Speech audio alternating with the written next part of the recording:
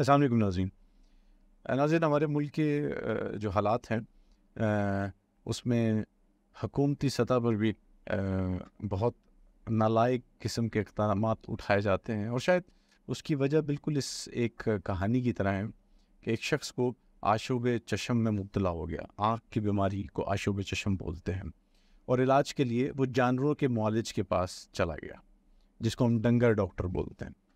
اس نے وہی دوا جو جانوروں کی آنکھوں میں لگائی جاتی ہے اس کی آنکھوں میں لگا دی۔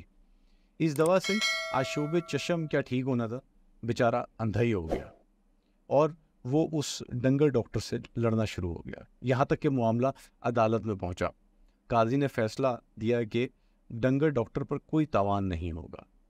اگر یہ شخص گدھا نہ ہوتا تو ڈنگر ڈاکٹر کے پاس کیوں جاتا؟ داناؤں کے نزدیک یہ کم عقلی کی بات ہے کہ ایسے کام کو کسی ناتجربے کار آدمی کے سپرد کر دیا جائے جس کے لیے تجربہ اور مہارت فن لازم ہو۔